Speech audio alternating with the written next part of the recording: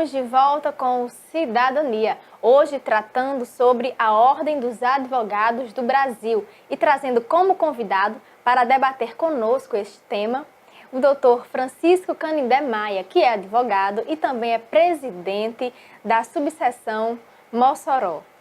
Dr. Canindé, inicialmente nós gostaríamos de agradecer a sua presença para vir aqui tratar conosco sobre esse tema, esclarecer algumas dúvidas dos nossos telespectadores que muitas vezes escutam, né, sobre a OAB, mas na verdade não a conhecem, né? Então nós gostaríamos de agradecer e então eu já lhe repasso a primeira pergunta, né? O que seria a OAB? Nós no primeiro bloco explanamos um pouco sobre o que é a OAB, mas nós gostaríamos que o senhor falasse o que é a OAB, qual a sua função, o seu principal objetivo.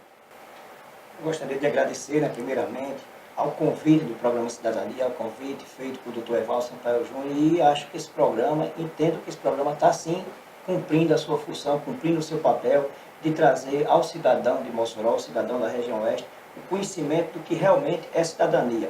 E sobre a OAB, ninguém melhor do que vocês discorreram exatamente a história da nossa OAB, que este ano aqui a nossa seccional vai completar 85 anos, nossa OAB do Estado do Rio Grande do Norte, no mês de outubro, vai estar completando 85 anos de existência e nós vamos comemorar aqui em Mossoró, no dia 25 e 26, com a Conferência Estadual dos Advogados do Rio Grande do Norte, que será realizada em Mossoró, em comemoração aos nossos 85 anos de seccional Rio Grande do Norte. E mais ainda, vocês historiaram o início da nossa instituição, hoje ainda existe o Instituto dos Advogados do Brasil, com sede no Rio de Janeiro, inclusive o nosso presidente esteve conosco quinta-feira em Natal, é presidido por um carioca. O Instituto tem assento no Conselho Federal, por ser a origem da nossa OAB, então toda reunião do Conselho Pleno da OAB Brasil, do Conselho Federal da OAB, se tem assento o presidente do Instituto dos Advogados do Brasil, por ser a instituição mãe, a instituição que deu origem à nossa OAB, que hoje vem aí, como disse o Dr. Evaldo, muito bem discorreu sobre a história da nossa OAB. A nossa OAB ela não tem somente um papel essencial de entidade de classe, mas sim pelo seu próprio estatuto, no seu artigo 44, inciso 1º, ou seja, no primeiro inciso do artigo 44, a OAB tem um papel essencial de defender tanto a cidadania como o Estado democrático de direito. E somente no segundo item é que a OAB vem defender o advogado. Interessante, então, né?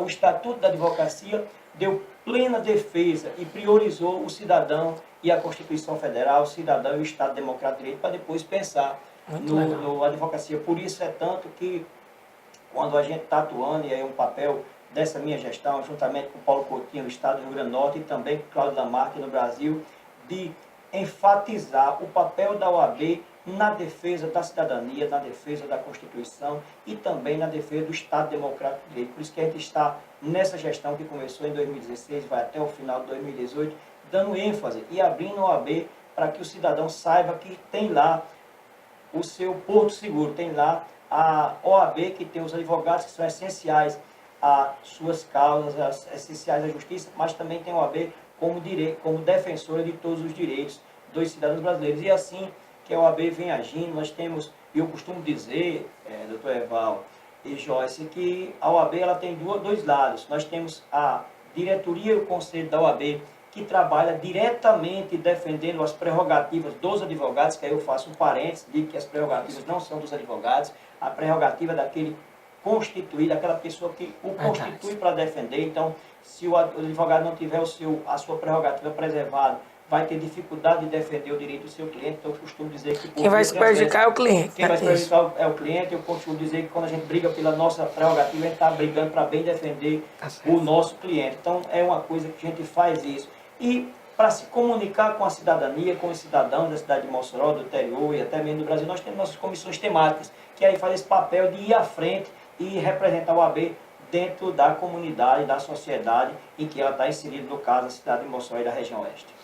É muito importante, né? Essa função social que o nosso presidente trouxe, a dimensão e a efetiva aplicação dessa visão contribui demais, demais mesmo, para que a gente tenha o próprio princípio da eficiência, que a gente sempre está batendo aqui, a qualidade do serviço público prestado. Quando a OAB exerce essa função social, esse destaque dado no inciso 1 à cidadania, a gente realmente tem na prática as coisas acontecendo. Não foi à toa, né, Joyce, que a nossa produção escolheu a presença do presidente para vir tratar dessa repercussão social. E o viés que o presidente trouxe é interessante, porque quando se defende o advogado, quando se defende as prerrogativas, e eu falo isso aqui muito naturalmente, sou juiz de direito, sou o diretor do foro aqui, eu sempre vejo no presidente Canidé, sem querer nenhum demérito aos outros presidentes, mas eu gosto de destacar essa função. O presidente Canidé tem esse lado muito social. Não só de participar dos programas, mas de fazer frente à atuação ligada na Câmara Municipal, em comissões de saúde, de segurança pública, envolvendo os seus presidentes de comissão, tentando justificar.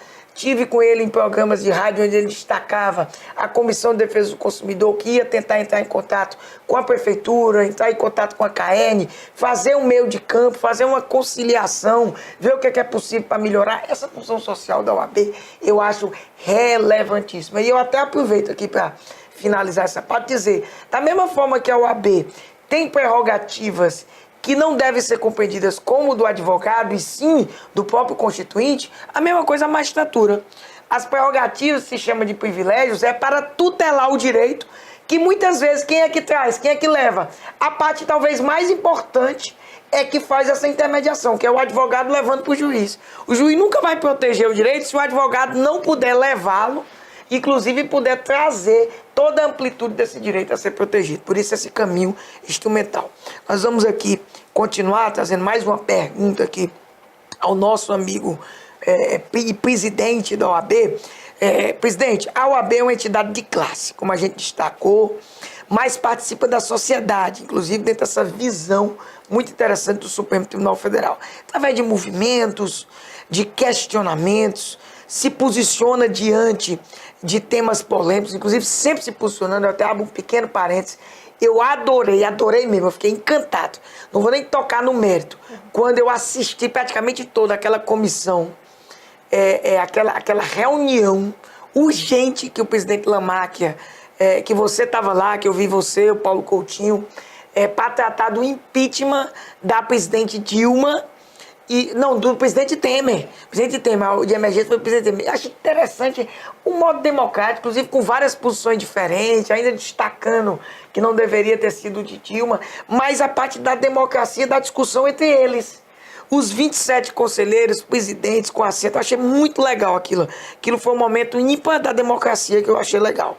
Atua através de ações sociais. Como o senhor explica toda essa interação social da OAB que a diferencia justamente das outras entidades de classe? Eu queria que o senhor destacasse isso e trouxesse assim, mais exemplos para a gente, porque isso é que faz com que a gente traga no nosso programa Cidadania. Doutor Evaldo, é interessante essa observação que foi feita. Eu costumo dizer que a OAB é a única instituição de classe que está na Constituição Federal. Por estar na Constituição Federal e por ser reconhecidamente a segunda instituição de maior credibilidade dentro do país, ela só está atrás das Forças Armadas. Então, depois das Forças Armadas brasileiras, a OAB é a instituição mais bem avaliada e de maior confiança que o brasileiro tem. Foi assim no episódio, desde os primeiros impeachment, desde o impeachment do presidente Collor, em 1992, a OAB tomou uma posição que foi errada, ou que foi certa, mas foi do seu plenário, foi do seu pleno. No impeachment se posicionou, né, Canidé? Eu acho interessante. Não houve omissão, né? Se certo ou errado, cada um vai avaliando, né? No caso da presidente Dilma, em 2016, a OAB também tomou uma posição à frente, fez uma reunião, nós nos reunimos em cada estado levou a sua posição. Naquela época, somente o estado do Pará ficou contrário à oposição, 26 estados, com o Distrito Federal, se posicionaram favorável, somente o estado que foi contrário ao impeachment da presidente Dilma. Agora, com a associação do pedido de impeachment, que foi feito pelo também do presidente Temer, o presidente Lamáquia convigou todos os conselheiros. Foi essa que eu assisti. Do sábado para o domingo. Foi, eu fiquei acompanhando. E nós temos, conforme eu costumo dizer, que nós temos um Senado no Conselho Federal da OAB, nós temos 81 conselheiros federais, ou seja, cada estado tem 3 conselheiros federais, e os nossos 3 conselheiros federais estiveram presentes, juntamente com o presidente Paulo Coutinho, discutindo se seria viável ou não a apresentação do impeachment do presidente Temer. E assim a OAB fez. Inclusive fez mais. entrou com mandato de segurança para que o presidente Rodrigo Maia apreciasse o pedido de impeachment. Que até hoje não apreciou, diga-se de passagem. Exatamente, que até hoje não apreciou. E aí o STF deu aquela decisão que a gente sabia que seria a decisão do STF. Eu não vou... o termo é mais ou menos esse, não vou me intrometer no terceiro, deixe o legislativo resolver, que é papel dele receber ou não a denúncia e abrir o processo de impeachment. Então a OAB vem se movimentando para que esse processo de impeachment do presidente Temer também tenha sido recebido. Naquela época não precisou, porque o presidente Eduardo Cunha recebeu o processo de impeachment da presidente Dilma. E a OAB vem fazendo. Então não há omissão da OAB em qualquer situação que tenha a necessidade da atuação da OAB como defensora dos direitos constitucionais do cidadão. Então a OAB está sempre presente, inclusive em vários debates a nível nacional a gente vê essa discussão da OAB. A gente sempre presencia, né? Sempre sai nos noticiários a manifestação da OAB, não só em relação a temas eminentemente jurídicos, né? Mas, como o próprio presidente falou, em relação aos direitos sociais, né? A gente sempre vê a OAB se manifestando até mesmo em defesa de outras classes. Isso é muito interessante. Reforma trabalhista, reforma previdenciária, alguns temas polêmicos, cobrando, inclusive, eu acho muito interessante, uma reforma política que a própria OAB diz que não tem. Eu comungo muito essa ideia. Não tem reforma política. Pensando que a gente, me perdoa a expressão, que a gente é idiota. Mas, enfim, é muito interessante essa posição. Mas nós vamos conversar depois do intervalo, né? Mais com o nosso presidente. Está chegando aqui o pessoal já se posicionando. Nós vamos já voltar aqui com vocês para continuar esse bate-papo com o presidente da OAB, tratando de temas de alto interesse social. Cidadania, um programa sobre o cidadão e seus direitos. E agora, deveres, nós agora criamos um novo jargão, volta já.